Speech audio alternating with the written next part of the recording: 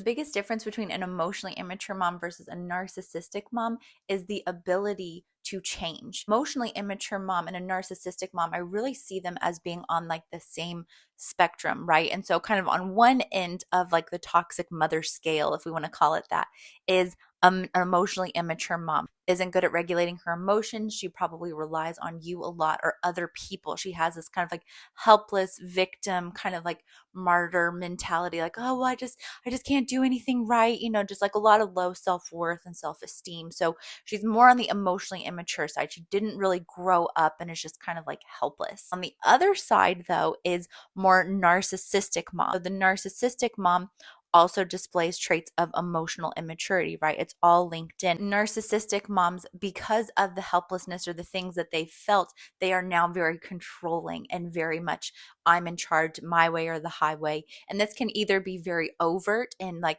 very obvious controlling ways, like, well, no, you're not going to do what you want, I'm in charge. Or it can also be through very covert ways where it's very sneaky, very manipulative, lots of emotional manipulation going on. Now, emotionally immature moms, they have the potential to grow, to change, to realize, oh, the way I've been doing stuff isn't really working for me anymore. It's affecting my relationships.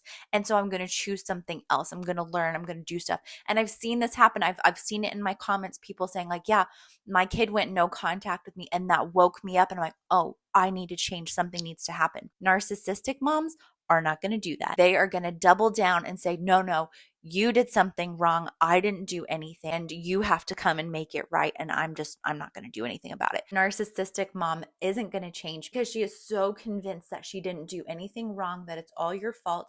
And so that is going to make it really hard for you to repair and rebuild the relationship with her. No matter if your mom is more emotionally immature and more narcissistic, you're still dealing with a toxic mom, and the normal tools and normal ways of communicating and dealing with a person like this do not apply here. This is why I wrote the Toxic Mom Recovery Guide, to give you the tools that I wish I had when I was dealing with my mom, because I don't think anybody else should go through this alone.